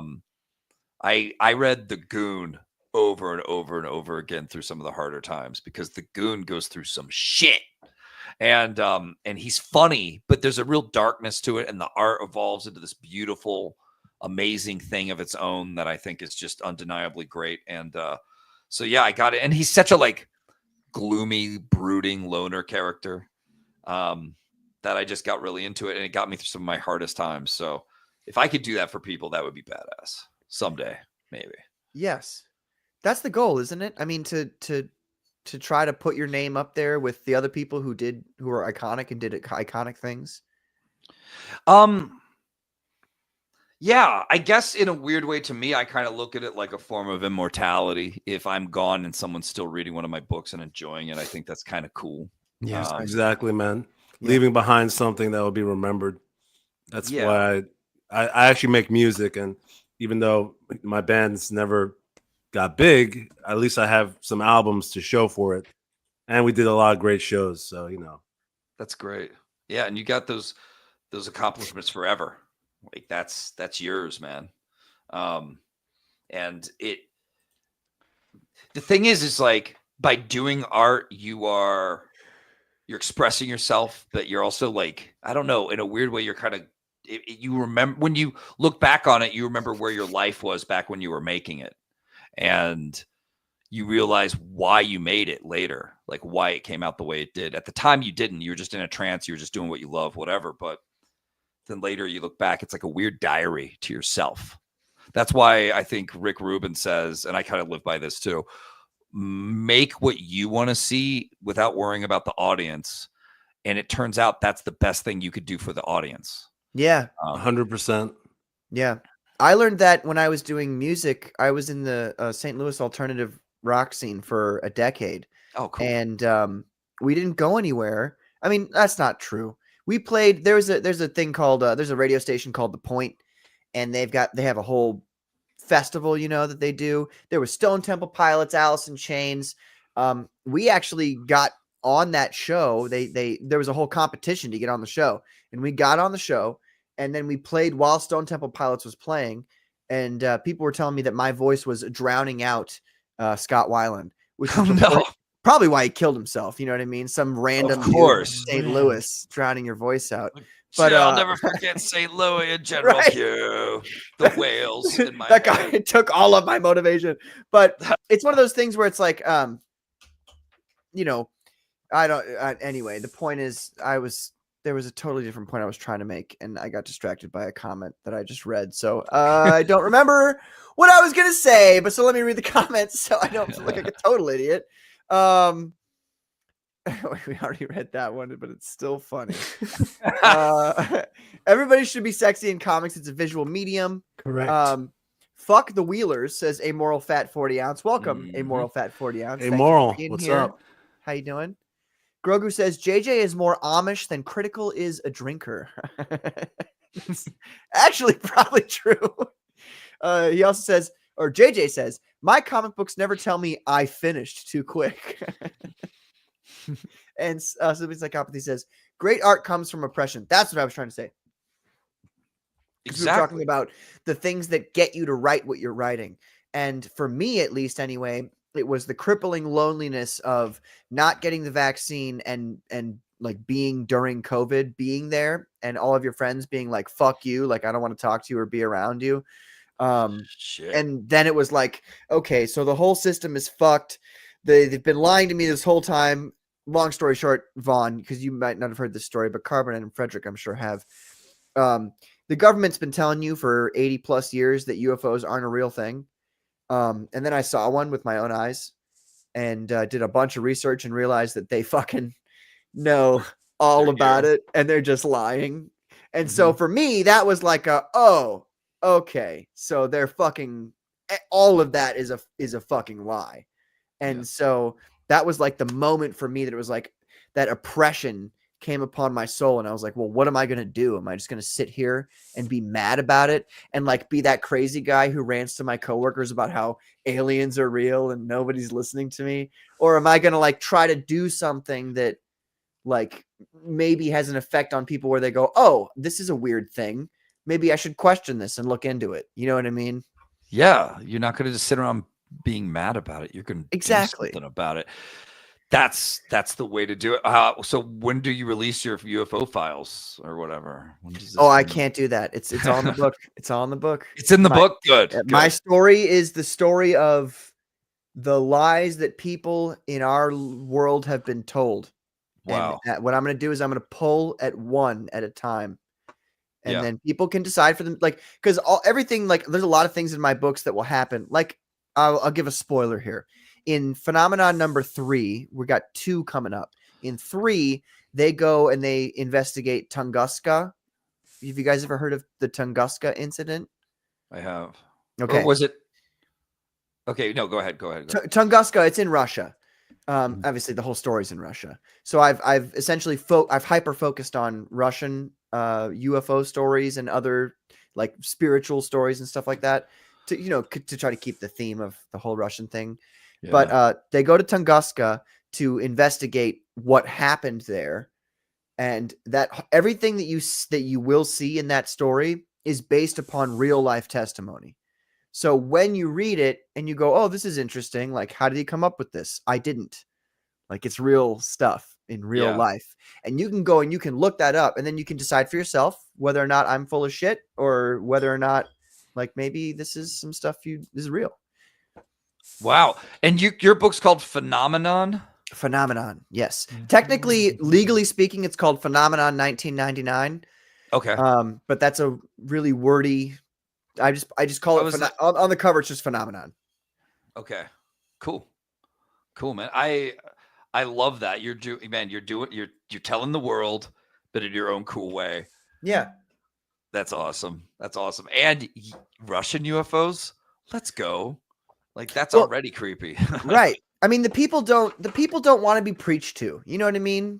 You can yell at them. You can be like, "Hey guys, Bob Lazar in the 80s said this," or you can say all kinds of things to them about all the things that you think are true, and they're never going to listen to you. But if you tell them a story and you say, "Hey, consider this," a lot of people will go and they'll consider it, and then that's as much as you can do to convince people. So that's what I'm trying to do with my story, and that's why I'm writing this story. But this isn't about me. You know who it is about, though, ladies and gentlemen. Shut up! I'm talking. Right here we have the Rise Again Comics store, ladies and gentlemen. I've gone to the website here, riseagaincomics.com/bookstore. Here you can get. Is this everything you've ever released, Vaughn? I think so. I think that's every damn thing I've ever made. It's amazing. At least for my comic book company. No shirts, though. Do you have shirts here? Where are the shirts? Scroll down a little further. Oh, load and more. Shazam. Uh-oh. Oh, look at this. Well, that's some cards for you and a bookmark, a print. But then on the right there, you've got Redbubble. If you scroll a little more down, and Spring. So you got 2 T-shirts. Okay. To buy whatever goodies you want. Random people across the globe are buying my shirts, and they don't even know what it's from. They just think it's cool. So I'll take it. But these are, I have a thing. I don't know what you call it. A hankering, a desire to design shirts all the time, and to bring back kind of a cool, punky, gothy, heavy metal look while promoting my awesome comics. So I always end up making shirts as part of when I design a new comic. I made a ton of Rerun Man shirts. I haven't even come out with the book yet. You guys already got which I forgot which one of you had one, but awesome. So yeah, shirts. I was just gonna comment on cool shirts are always in demand, like, and it's male and female, so it's a good thing to put out just cool designs on shirts. Wait, these are transsexual shirts? they change as you wear them. Right. They're too gendered. When did this become a crop top? Is it Easter, bro? Right. Oh no, my midriff is showing. Oh, whoops. You guys ever see that old movie, Curse of the Queer Wolf? No. What the fuck? What? Some like bad old movie. What kind of movies are you watching? Curse of the Queer Wolf, man. It's like one of those VHSs that get passed around in college. Well, not like, but minus like Ron Jeremy's dick. Okay, but in Curse of the Queer Wolf, like this guy gets I think he's like making out with what he thinks is a chick, but she not, she not a lady. And when she bites him and scrapes him with her fake nails, he starts changing into like a drag queen version of himself. The nails, the hair, and the only way to kill him is a silver stake in the butt. I'm not fucking with you. I'm not. Sounds like a gay porno. It really does. I mean, there's no sex. They passed it around in college. It's like some bad. Well, it is. It's like some bad 70s, 80s thing. I don't know. It's like Zorro the Gay Blade. Sexploitation film. I guess so. I don't know. Oh my god. I don't think there's even titties in it. I don't remember, but because long time. But it was funny. The Queer Wolf. Oh my god. It's called Phenomenova. Yeah, fuck you, JJ. This son of a bitch. God damn. I'm trying to be patient with this guy. Oh my god. It's funny. Grogu says due to. What did the aliens do to you, Patrick? Oh man. No, aliens aren't real. That's the most fascinating part about all of it. But I can't get into that. That's spoilers. Sleeping Psychopathy. Totally not confusing that Evil Twin Youth of CG came out with phenomenal. Okay, they're talking about. Oh my god. The other blonde-haired, blue-eyed kid. I'm dirty blonde / redheaded, and I have green eyes. Thank you very much. Oh really? Okay. I have very green eyes because I'm very. That's Irish. how we'll tell the difference. Wait, I wanted to ask you guys though. Should I do like videos of me like? Hey guys, like it's my face, and I just fulfilled my comic book. Yeah. So thank you. Should I do that kind of thing? Do you think people would like that? Yeah. In that exact voice. Yeah. Yeah. Hit me with it. I'm gonna do that next time, you guys. Fucking just test it out, Curse of the Queer Wolf. This shit. Curse of the Queer Wolf. Look it up. You heard it here first, folks. It's a thing. Oh my god. Vaughn, did this come out after Gay Ninjas from Outer Space? Is that a real movie? Because it might be. I'd watch that. Sounds entertaining. Yeah. Oh my god. I could do more Flare Squid, but people would continue to make the jokes about me being a twink. I'm just what am I supposed to do? You guys got me in a box here. But you know what this reminds me of? Curse of the Queer Wolf. It reminds me of Velocipaster. Have you ever seen that? I've heard of this. Dude, it's good. It's actually good. Yeah, you got to check it out. I mean, it's not good, but that's why. I love bad movies. Right. Yeah. I love them. Check out you know what? Let's watch the trailer for Velocipaster here. This is I saw this trailer and I was like, I have to watch this movie.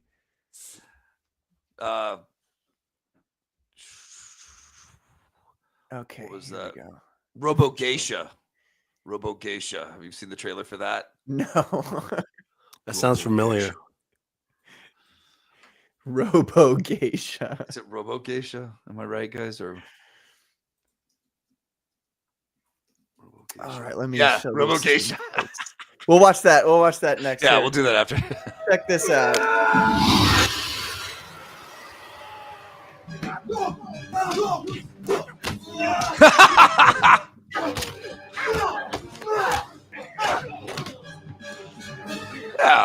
Yeah. Followed me home. The Velocipasta. A troubled priest. How long has it been since your last confession? Oh, it's been about 2 years. I do drugs, sell drugs, murder people.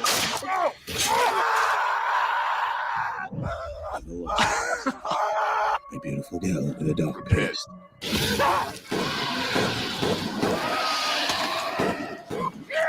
Last night was amazing. What are you talking about? The time you turned into a dinosaur and ate someone. What? What? You guys talk all the time about helping people. This might actually be the first time in your life you can. By what? Killing people? Yes.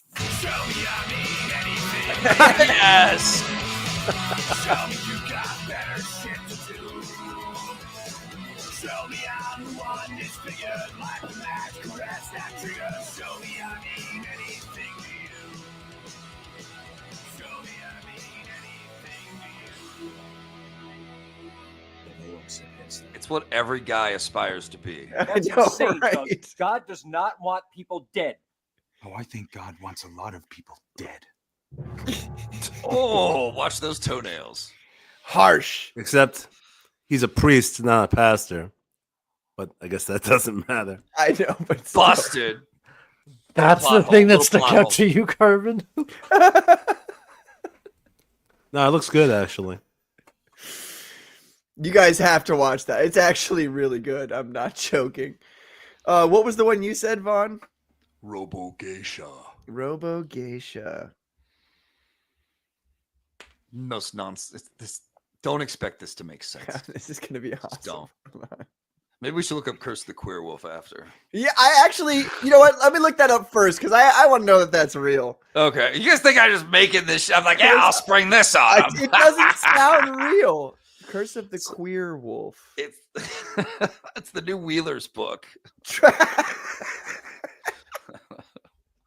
Oh my god, it's real. It's real. It's all real.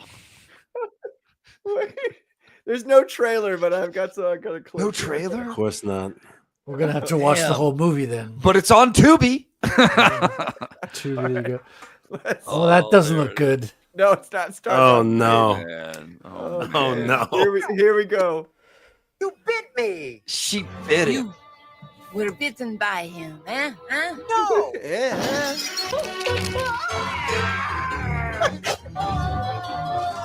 Now you will change upon the next full moon. Oh, he's getting a butt. He's getting nails. No. So changed last night, huh? I think You did, huh? believe what I woke up to this morning. If you were some I have to be sure. Give me the weapon. He's a queer wolf. There's the steak. There's the steak.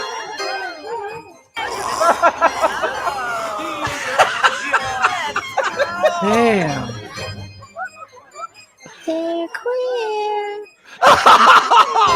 That ending. Oh, That's too much, my man. God. That's too much. they're queer. Oh, will my chat call me Wow. queer if I go watch that movie? Like, They I have already to do, see it so you might as well. now. I have to watch I mean, I already said I passed it around in college, so I'm sure everyone will give me shit forever now. So go for it. Okay. But yeah, Robo Geisha Oh is my another God. trailer that always just when I think of weird, crazy shit that makes no sense. That one does it for me. Oh my God. I'm sorry. I was Is your distracted. face hurting? Because mine is. It is hurting. Here's the trailer. A 3-minute trailer, ladies and gentlemen. That's something. Uh-oh. Wow. Let's all right, here we go. I'm still The steak. I love that they showed the steak and everything. yeah.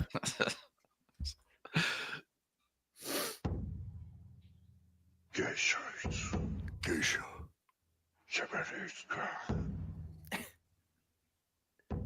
Geisha. Beautiful. Beautiful. Beautiful. Geisha is white.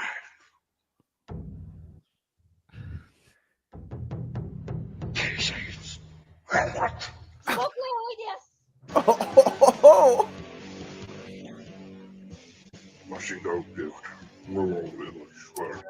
So this is actually from Japan. Hell yeah.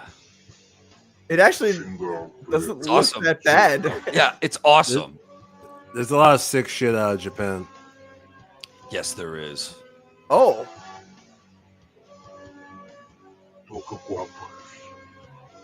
Tokyo Gore Police. Tokyo Gore Police. Yeah. Geisha Musa.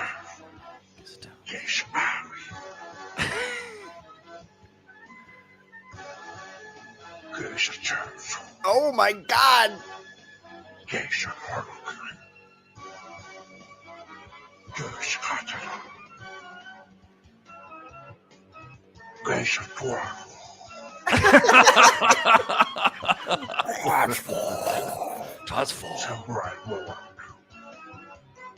That guy looks actually super sick.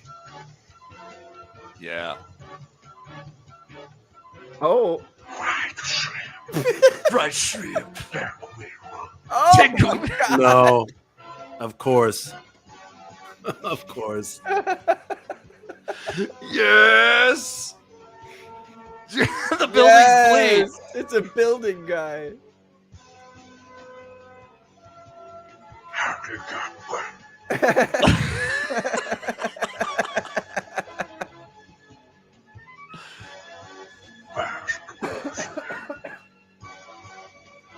Oh my God. I forgot about that. Wow. Oh. That's... This is the other part of the movie. Oh, you had some Matrix camera work there.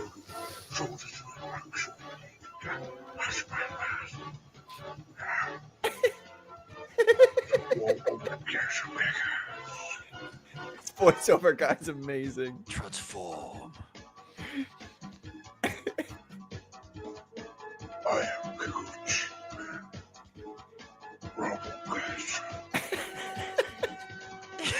I don't think that guy speaks English or Japanese. That's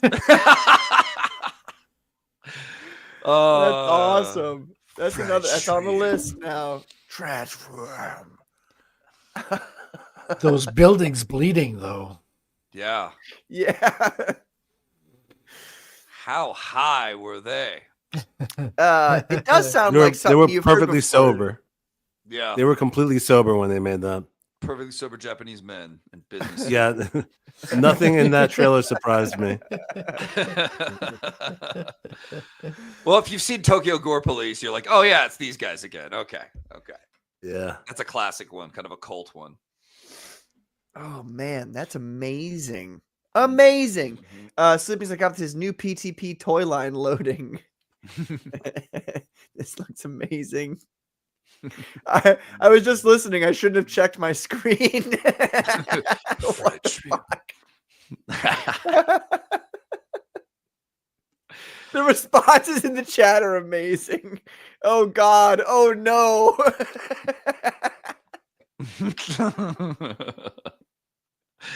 Happy to help. Happy to help. Happy to help. I love bad movies. I'm one of those guys that loves that movie, The Room, and I went to go see it live and met the guy, Tommy Wiseau. Oh, yeah. Do you guys know that That's guy? a classic. Oh yeah. Oh hi, Mark. And I remember when I met him, I was with my girlfriend at the time, and we were all getting our picture taken together, and he was in between us with his arms around us, and he wasn't just looking at her, he was doing this. He was going, oh yeah, it's nice, very nice. Oh, like looking her up and down. So like if you remember in the movie The Room, where he's trying to get rid of the kid so he can bang his girlfriend, and he goes, "Three's a crowd," and does that stupid laugh. So like he's like giving my girlfriend all the moany, creepy European weirdo treatment, and so I just say it like as we're getting our picture taken. I'm like, "Three's a crowd," and he goes, "What? What are you talking about?" And like storms away. And I was like, "It was your line, dude. It's your line." Wow, he actually got mad. He got yeah, he's out of his mind. He's clearly out of his mind. He really is. There's no way to bring him back from outer space. He's gone. And but he's funny, you know. Makes some nice bad movies. I don't know if I could do it if I tried to make a bad comic. I am trying to make a comic right now where the aliens land and they get out, and they're like, "You pussies, you were supposed to be way more advanced and warlike by now. I'm gonna, we're gonna have to schedule your planet for termination because you didn't grow the way we wanted. Your bad yield, bad harvest. We planted you here. You used to be warlike." And now you have these weird little secret wars and government bullshit. And like, you're not doing it. You're not doing it right. You're supposed to be way more badass, all of you.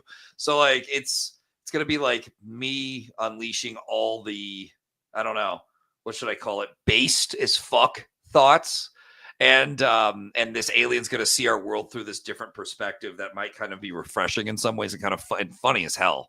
But he'll have a guide with this young kid who will have to lead him around and show him that humans aren't that bad just because we're not completely warlike. But he's like, that's what we planted you here for. You were going to be our next army. So I don't know. We'll see if it gets interesting from there. Sounds fun. I think that could work. Yeah. Just make it. It's going to be as over the top as possible. I have the alien actually vaporize our female president within like the first 12 pages, I think. So, tell me she's like the first pages. female president and she just got inaugurated. Yes. How did you know? Perfect. And she comes to him and she's like, he's like, you're supposed to be way more warlike by now. And she's like, well, we are people of peace and empathy. And he's like, empathy? It just vaporizes her. And he's like, I don't want to hear that shit ever again. So it's it's gonna be awesome. It's gonna be good action. Maybe kind of like One Punch Man stuff, if you guys know that one. Oh yeah. Love that. Oh, thanks, Jamie. I've always liked injecting humor in everything I do. It just kind of naturally pops up and makes me happy, so it goes in. I like a movie that can be really serious and violent as hell, but also have some good funny moments. Like that. Oh, yeah. Yeah, you need that. Balance it out. Vaughn? Did you read the Cash Grab book from Cecil, the first one? The first one, yes. Yeah, I loved it. I thought it was hilarious. I was actually laughing out loud. Yeah. I also got the Doug to Naples storybook about Dirtworm. Oh yeah, Dirtworm. And that had me cracking up too. I was laughing out loud at that, dude. It was so true to like what was going on too. So, I couldn't help it. Was refreshing because, I mean, for the most part, every comic I've gotten has been pretty much serious, in nature. Obviously, because they're action oriented and they're not really comedy books. But then when I read Cash Grab, I was impressed because I was like, oh, this is actually making me laugh out loud. Well written. Yeah, that's always fun, man. It's always when you're like, okay, this was worth it, because you get, you're going to get comics that aren't so great too, and different people. I like to support as many new artists and people with cool ideas as I can. So I have a lot of stuff I've backed. I've got a stack of books to review, and like, there's not a lot of good ones. And yet, these people are passionate, and I'm glad to have helped them. I'm glad to support that. It might lead to bigger things from them. It might not, that's the way it goes. Comics is hard, dude. It grinds your soul down and takes forever. And it feels weird to be a guy in this era where like AI and virtual realities and all this crazy shit's going down. And then I'm like, here, look at my still images. Right. It's like whenever you were a kid playing with a toy and then your grandparents were like, don't you want to pull this wooden duck on a string? And you're like, no, I want to play with Batman and Superman. Yeah. Like, no, this duck on a string. No, I don't like the duck. Fuck the duck. But at the same time, if you tell a good story with good art, like, is anything fucking cooler than that? Like something that gets people invested, even though it is still images. They're in the world. They hear the characters. They feel it. That is the magic, man, that keeps me going. It's the dragon I chase. I want people to think comics are the coolest art again. Something but fun. Disposable. They are. I mean, like, if you think about how much, so if we take a step back and we say, okay, animation takes this much money to make an animated, TV show or whatever. So it's not going to happen for the vast majority of stories. So you can tell a story though with the sequential art that is going to be something that is far above and beyond what you would find in a video game or a movie or anything like that. it's a weird thing. I feel like comic books are a quintessential American art form that is one of the most superior forms of art because it is not just prose and it's not just art. It's the combination of the both to create an entirely different type of thing that had never been seen before. And it's like we just abandoned the most beautiful thing, the most beautiful art form Americans ever created. And like, we could just go back to it and people would like I don't know. Maybe I'm just, No, I just feel like it's beautiful and it's one of the most beautiful art forms. And while you can have, when you watch a movie, you kind of let go of yourself and you just view and you intake.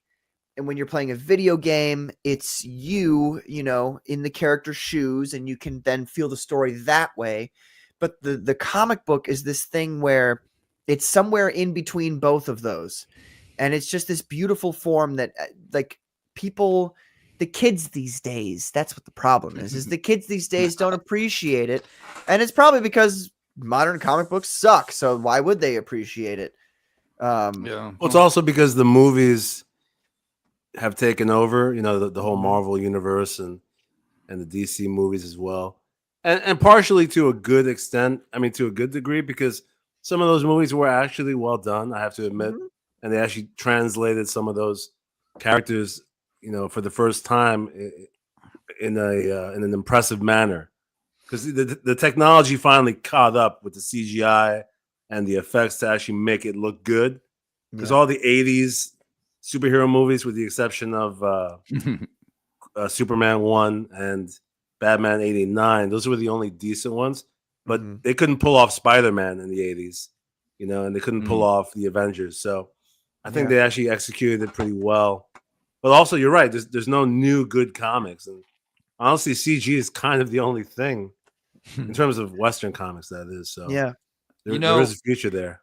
There was an important moment I still remember to this day where my dad watched the first X-Men movie with me way back when. And he was like, I like that Wolverine guy. And he didn't know who the fuck Wolverine was. And I couldn't explain it to him as a kid. Like, Dad, there's this guy. He's got these claws. Right. He's not going to give a shit.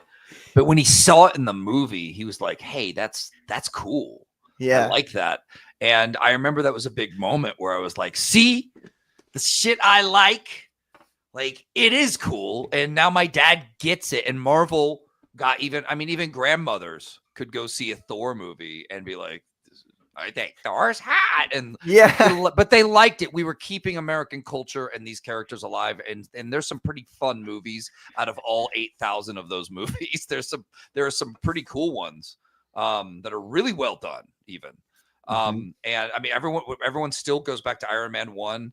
Captain America Winter Soldier is like a study in like excellent action crafting and filmmaking.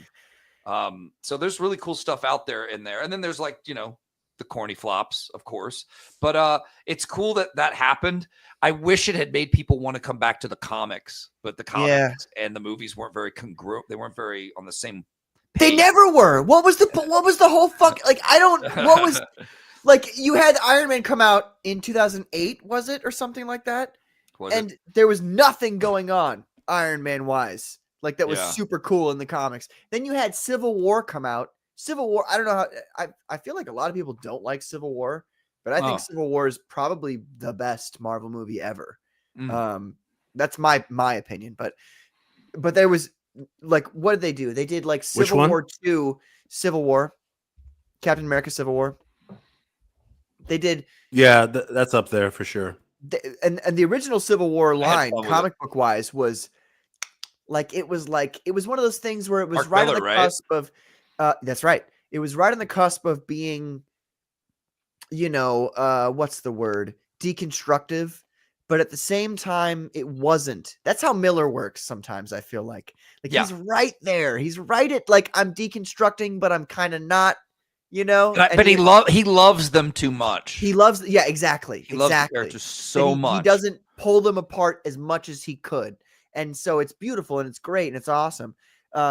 But Civil War came out and then they released Civil War 2 with Captain Marvel as the main, who fucking cares? You know what I mean? Like, and Yeah, they had like the girl team or whatever. Yeah, The girls. the girl power Doctor team. Strange movie comes out, and they release Doctor Strange's death the same year. It's like, what do you got? Like, are you trying to make money, or are you trying to like? It's a weird thing. Well, what happens now is the younger generation see superheroes as their dad's comics, and that's like a death sentence. Yeah, because that means they're just going to read manga, you know, and they do. Every time I go into Barnes and Noble, that creepy manga shelf creeps a little more into the American shelf and takes away from it every fucking time. It's a depressing ritual. And they're adding anime toys and shit to be able to sell like overpriced plastic to people. And so that's taking up more room. So the manga needs more room. And it's just like comics are like the American ones disappearing before my eyes. Yeah. Ugh, makes me sad. And but go ahead. And it's going to continue disappearing, you know, just following what you're saying there, because the unfortunate truth is that DC and Marvel haven't really made any new, fresh IPs like in the last 15 years. Like it's all still the rehashed characters from the past, and it is kind of your dad's superheroes. Like, what teenager now getting into entertainment? I mean, they've already seen all the movies, and they're like, okay, I'm done with that. They look at the comics and they're like, okay, this is old news. Like in terms of the American comics, they're going to go to, okay, we got some fresh new characters in the manga. So I don't really blame them, except for the fact I think most manga is gay. Yeah, right. But I think what American comics needs is brand new characters. We need some exciting new IPs. Yeah, you know, someone fresh, Yeah. like a replacement for Spider-Man, a replacement for Batman. Like that's what we need. I'm on it. I feel like Damn. it's dangerous to. I don't disagree with you, Carbon, but I would say that you can't, if you're the creator, you can't come at it from the perspective of I'm going to replace Batman or Spider-Man. You've got to come at it from like we were talking about earlier. You know, I really love this story and I really love these characters, and this is what I'm going to do. And then it could become that replacement. Yeah, no, I agree with you. You No, yeah, understand? that's I don't mean it from the stance of like I didn't think you did. I just wanted to specify. Like that's not the approach you're going for. Like, oh, I'm Yeah. going to make the new Spider-Man. It's like, I mean that like something fresh like that's going to become the As next popular. Yeah. Spider-Man. Yeah. It's tricky because superheroes, everybody's like, you see people do them in indie all the time, and they're like, here's my take, and here's mine, and here's mine. It's like maybe the kids need something that's not superhero, you know? Maybe they need something else for original characters. But I am a firm believer if you have the right story, you can do anything. I sat down to write within this genre of superheroes kind of recently, and I just ended up writing about a villain who wanted to give up being a villain and turn himself into the heroes to get chipped and then tracked. So because he just wanted to be a normal guy and get married to the love of his life, and a corrupt hero kind of makes him keep up being a villain and start a villain team. And as I was working within that genre, Great story. it's really fun. It's called Murder League. Let's go. Murder League. Let's fucking go. And part of what was so fun about it was I was taking tropes and things from superhero stuff and characters I like, but then coming up with my own original characters. And I have this whole like roster of superheroes that are all corrupt. And I have my roster of villains that our guy has to put together to form his team. He has like a teammate named Henchman, and Henchman's like the ultimate henchman. That's He's awesome. Like, yeah, boss, and like looks like a typical henchman, but his power is he enhances your power, and he can borrow from your power to use it for a little bit. So he's like the perfect henchman. And anyway, so I came up with this, and I wrote this amazing script. I started work on it, but then the artist went nuts on me and accused me of spying on him or something weird that I would never, I was like, what? We're just making a comic, dude. Relax.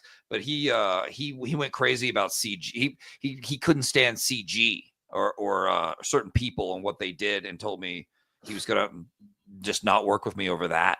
I was like, okay, then we don't need to mess around with each other. And then, but the script itself, I mean, it's one of my favorite things. And I'm, in a way, I thought a little bit about Invincible and The Boys as I was making this, and I think that works. It's really funny. It's really dark. It's awesome to watch this guy kind of forced to be a villain when he doesn't want to, and because the main hero guy, or I call him the hero, but he's really like the bad guy of the whole thing. He kidnaps our villain's love and is like, you're gonna set up a bad guy team. And then we're going to take that team down because, frankly, I'm sick of all you bad guys. But the joke is that he really secretly plans to murder all the bad guys because he's a hero, like on the edge, like losing his mind. And but their team is called Murder League. But the book is because they're all about to get murdered and they have no idea. This crazy That's hero. awesome, though. That's crazy. That's a great name, and the concept's good, man. Yeah, thanks, that's buddy. fresh. Yeah, Murder League is a fantastic name. Amazing.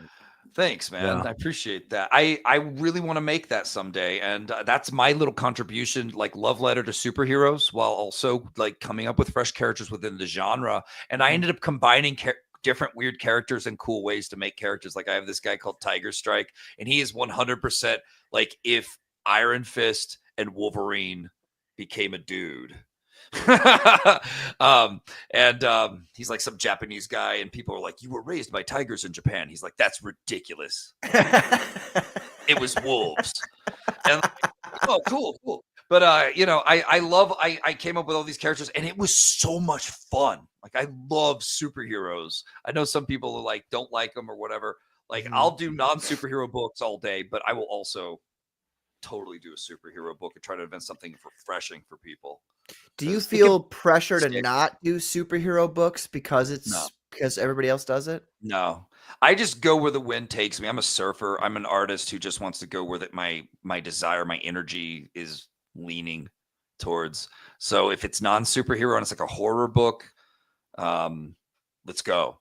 If that's where my heart is at, that's because usually I look back on it and I'm like, oh, I was going through this and this in my life at the time. Like, no wonder I made that, Rerun Man, the actor who gets turned into a zombie and gets tortured for years and then ends up coming back as the zombie to get revenge on everybody. Like that's my huge FU to Hollywood, but it's also like I want these elite scumbags who always get away with this horrible shit that we know really happens. I want them to have a boogeyman. Yeah. So that just came to me, and it had to happen. It had to be, I had to. When you have to make it, you guys get me? Like, yeah, 100%. Yeah. Yeah, man. Sometimes an idea comes to your head, or even just a name.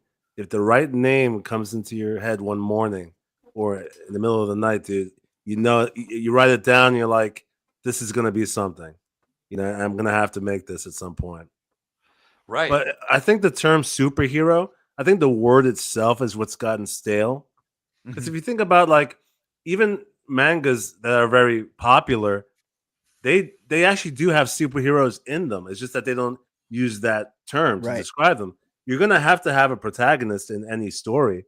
So that protagonist is either gonna be, on the scale of being a hero or a villain, or somewhere in between, like an anti-hero. Obviously, the anti-heroes have become more popular in recent years because it's like, we don't mind if our hero kills now. It's like, I feel like most people are like, if your hero actually kills people, but they're still actually a hero, and they're going to have some crazy abilities. So in a way, I think we still need superheroes to an extent, Yeah. Oh, they're a cornerstone of American mythology. They took over. There used to be heroes before Batman and Spider-Man, right? There was Black Terror. There was Flash Gordon. There were all these great heroes, the Phantom and everything. And they're still kind of Adolf around. Hitler. I mean, that's not what I meant to say. I meant to say something else. Or actually, even back to Gilgamesh, the Epic of Gilgamesh. Oh, stop it. Yeah, that's heroes. Shit. What about Beowulf? He was like the original superhero. Yeah, hell yeah. Beowulf's awesome, dude. The Epic of Gilgamesh. What kind of an idiot would write a whole story about the Epic of Gilgamesh and like put it into a comic book format and totally, you know what I mean? Like, what kind of a fool would do something like that? I think someone's beating you to that, though, Patrick. I think there's another CG guy doing that. I don't think so. Talking about Von Coleman? No, no. God No, damn this- it! You see? Wait a minute. Hold on a second, Vonster.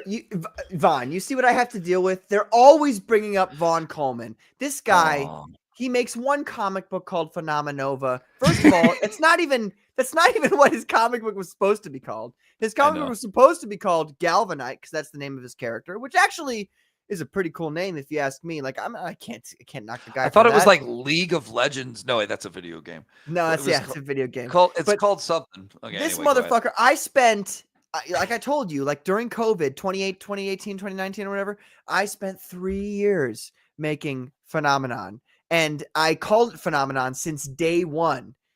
And this guy, he comes out of nowhere in 2023, was it? And he's like, oh, yeah, my comic is called Phenomenova. And I'm like, wait a minute. I already named my comic book Phenomenon. They call that like parallel development. Parallel. Two completely separate entities or cultures develop the same exact thing at the same time. It's not the fuck you. It's not the same exact thing. It's entirely different. Just the title. No, the title might be somewhat similar, but the problem is like he doesn't even like what is his. But it's also the fact that you're too young. You're both the young males, blondes in CG. I'm older than the guy. I'm 31 years old. I'm not young. Okay, I've got gray hair. All right, I'm cripplingly lonely. I'm not young. This motherfucker comes on the scene and he names his comic book the same thing that mine's named right before I released mine. It's fucking ridiculous. And you know what? If I have anything to say to Vaughn Coleman, it would be